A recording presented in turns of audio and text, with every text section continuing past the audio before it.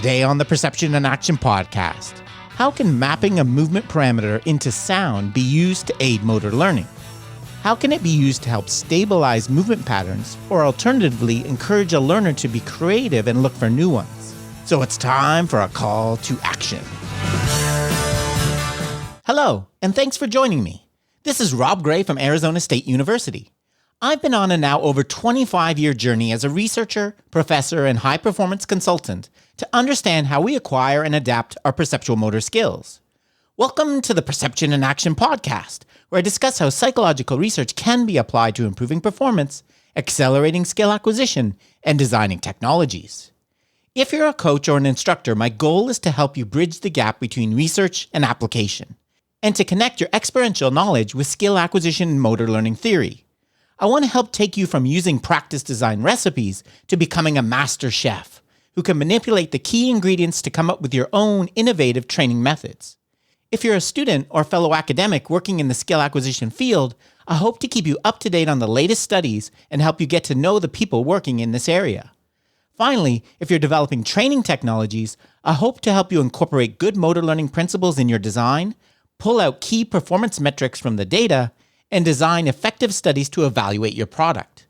To learn more, help support the podcast, and or work directly with me, please check out perceptionaction.com. Now on to the show. In today's episode, I want to look at the topic of movement sonification and its potential use as a tool to aid motor learning. On the surface, one might think this involves very complex technology that is not really accessible to most coaches. But in fact, the opposite is true. It's actually one of the easier and lower cost things to implement.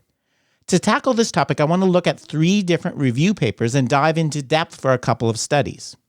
In 2020, Van Redden and colleagues conducted a review of the use of movement sonification in sports from a human-computer interaction perspective. As they point out, mapping some movement parameter, for example, the angle of your knee or the speed of movement of your arm, onto a sound parameter, say the sound's amplitude or frequency, has many potential advantages as a type of augmented information. It can be given concurrently during the movement, it does not require the performer to take their attention away from critical visual information, and it takes advantage of our sensitivity to small changes in acoustic signals, for example, their timing. In the review, the authors found 34 papers which have looked at this topic in sports. Sports studied included speed skating, dancing, cycling, swimming, rowing, running, skiing, soccer, tai chi, and diving.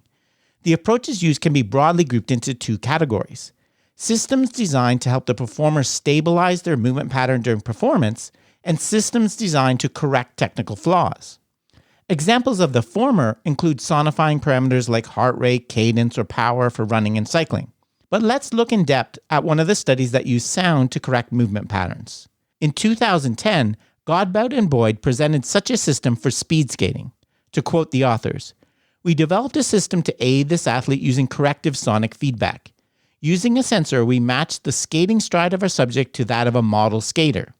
Using this matching information, we were then able to sonify the data relating to differences or imperfection in the subject's movement and communicate it to the subject as it was happening. We were able to provide cues, timing, and body position information all in real time.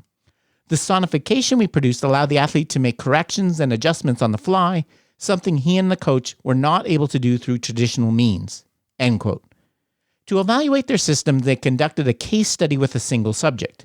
They focused on the skill of doing crossovers to go around a corner, that is, lifting one skate over the other. The subject was used in the study because they had a clearly identifiable technical flaw. Quote, "When he wanted to put his right skate back onto the ice at set-down point, he would dig the toe of his skate blade into the ice. This caused loss of speed and risk of crashing. The correct motion is to set the skate blade down evenly onto the ice." End quote. The authors note that this athlete had been able to perform this successfully in the past and had competed at the national level, but he'd recently lost the ability to do it. They had been helped by coaches, sports therapists, and psychologists for 14 months prior, but had been unable to correct the flaw. The sonification system was comprised of a single elastic sensor that was placed on the shin of the skater and produced a signal related to the amount of angle flexion. The signal was sent to a laptop carried in a backpack that was used to present the auditory feedback. Related to the point I was making earlier, the authors emphasized that the whole system cost less than $500. The auditory feedback was created by comparing the ankle flexion data from the subject to a model skater. More specifically, the crossover maneuver was broken into 4 phases in which there were large changes in ankle flexion. These included the push-off and the critical point for this case, the landing of the foot back on the ice. At each of these points, a musical note of different pitch was played based on the timing of the model skater. The critical feedback, however, occurred during the problematic phase of putting the foot back down. To quote the authors, "We focus on the problematic area of the stride for our subject, the period of time immediately before the set down. This is where we singled out variations between the model stride and the subject. We aim to limit the amount of ankle extension allowed during this period. Within this time interval, if the ankle extension of the subject surpassed the threshold, the system produced a corrective sound in the form of a sawtooth tone with harsh harmonics. The intensity of the sawtooth tone is directly related to the amount by which the ankle extension surpasses the set threshold. In this way, the subject can distinguish small deviations from the expected movement apart from large ones. The resulting system produces a rhythmic arpeggio of constant sine tones when the skater matches the model, but changes to harsh sawtooth tones when the skater deviates at critical points in the stride. The intensity of the harsh sawtooth tone is proportional to the degree of deviation." End quote. They used this system for 2 months with 2 sessions per week. One of the most interesting aspects of the study was that they used it in 3 different ways. In the first part of the training, they used it for corrective feedback. Specifically, they set a threshold deviation in ankle extension, and every time the subject went above this, the sawtooth tone was played. The threshold was lowered with each session. This is sometimes called pull feedback, as it is trying to pull the performer towards the correct technique. The second type of training was focused on awareness. For this, instead of trying to avoid the sawtooth tone, the skater was instructed to try to purposely make it happen. To quote the authors, "The sawtooth tone was used to increase awareness about the expected movement. As the skater became comfortable with the movement, the threshold on the sawtooth tone was decreased. The aim was to reduce the threshold until the purposeful extension of the ankle was gone and the athlete, using his newfound awareness of the correct amount of ankle extension, was left doing crossovers." End quote. The final type of training was called instruction-based. For this, the system was changed from a feedback one to one that provided auditory prompts at instances when extension should occur during the crossover maneuver. What was found? Qualitatively, the athlete's skating form was much better after the training, and they were able to execute some flawless crossovers, something they had not been able to do in months. The movement duration of their crossover also became longer and closer to that of the model. In terms of which feedback was most effective, the corrective seemed to have the least effect. They noted that it seemed to produce very similar results to the prescriptive instruction he had been receiving from coaches, in that it led to very deliberate and non-fluent attempts to keep the toe up. The awareness training seemed to be much more effective. To quote the authors, "Awareness feedback training produced promising results. Using this training method, the skater achieved some flawless set-downs. The skater could immediately tell that his set-downs were good and described it as the first successful set-down in 14 months." End quote. The instruction-based training, in which musical note cues were used to try and get the participants' timing to match that of the model, were also less effective because it required too large of changes from the existing pattern. So overall, a very interesting attempt at using sonification that should be explored more. Other examples of training systems described in this review paper include one for rowing, which allowed athletes to hear the difference in water pressure between the left and right hand, skiing feedback, used to provide sonification of a skier's center of gravity. To quote the authors, "The majority of the papers describe the goal to optimize the performance of athletes, either by focusing on creating an action perception loop, making the athlete aware of their motion, or by making them aware to whether or not the athlete was on target value or not. Sonifying how far they were off the target value was the most predominant approach. The majority of researchers make use of a form of parameter mapping.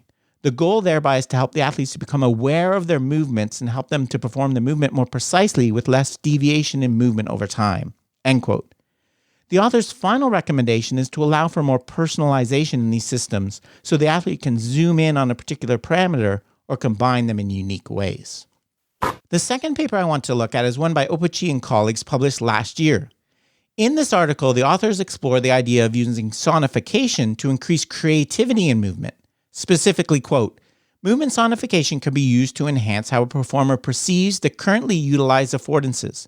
directing them to novel affordances and promote a change in a learner's intentionality towards the exploration of new, functional, and creative movement. Once a learner is aware of the currently used affordances and changes their intentionality towards trying out new movements, they start a movement exploration process that will promote the emergence of movement creativity. The exploration process will perturb the performer-environment dynamic and will shape new affordances for new creative movement. A learner can spontaneously change their intention. I hear the sound changing as I change my moves. I should experiment with these movements and sounds. Or teachers could educate the learner's attention towards the environment shift caused by their movement, thus supporting the learner's knowledge of the environment. Importantly, movement sonification per se does not shape novel affordances, but invites learners to explore a broad range of new movements, which in turn will create new affordances. In short, the key component for movement creativity to emerge is a learner's exploration of movement options, and movement sonification can promote this process." End quote. The authors emphasize that the goal is not to direct attention to movement, as in the speed skating example I discussed a few moments ago, but rather to enhance a performer's perception of the opportunities available to move in their environment. The main example discussed in the paper is in terms of dance. Quote, "If a PE teacher turns on music and asks their children to create dance moves, they will likely replicate current dance hits, i.e. a handful of movement. To encourage children to find new movement, some parameter of the music, such as frequency and tempo, can be mapped onto the children's movement and change accordingly to how they find new movements. If necessary, to educate a child's attention towards knowledge of the environment, the teacher could briefly explain how a child's movement can change music, and invite their students to explore movements to manipulate and play with the speed and tempo of the music through their movements. This will enhance children's perception of their currently adopted movement. Music does not change if they perform the usual movement, and invite them to try a new movement in which the music will change." End quote. In this example, the sonification can be thought of as an informational constraint, which releases the degrees of freedom in movement. The authors also emphasize that this approach gives the performer autonomy over the task and allows for individualization and training. Finally, they again emphasize the relative ease of using this technique. Quote, "In a school PE context, financial constraints and limited technological expertise may restrict sonification options. However, simple and relatively low-cost strategies can still be implemented. For example, accelerometers placed on pupils' joints, the wrists and ankles, can sonify movement acceleration, differences in acceleration between body parts or parts of the body involved in the movement. In such a scenario, the teacher can invite students to explore different movement speeds and fluency and change how they activate different body parts." End quote. The final paper I want to look at is one by Schaffert and colleagues published in 2019. In this, the authors review several attempts at using sonification for sports training, including a paper by Resmaldin and colleagues looking at basketball free throw shooting. For this, 20 novices were split into two groups, one that received visual information from a professional player, a model, as well as additional auditory information derived from the angular speed of the elbow joint of the player. The second group only received the visual information from the model. The findings indicated that the group that received both audio and visual information outperformed the group that received only visual in both the acquisition and retention tests. The authors conclude that, quote, "Research indeed suggests that real-time auditory feedback supports the learning and retention of new motor skills. Studies collectively indicate that the acquisition of a new skill or movement technique, for example, swimming stroke technique, precision shooting, interlimb coordination in gymnastics, rowing technique, and basketball jump shots, is facilitated when auditory information is provided during the acquisition of a new motor skill." End quote. Okay, that's it for today's episode. Remember, you can contact me at robgray@asu.edu or follow me on Twitter at ShakyWeights. To find out more about the podcast, please check out perceptionaction.com. Finally, to support the podcast and receive bonus materials, including written transcripts, please head over to patreon.com/perceptionaction. This is Rob Gray from ASU. Cheers for now, and keep 'em coupled.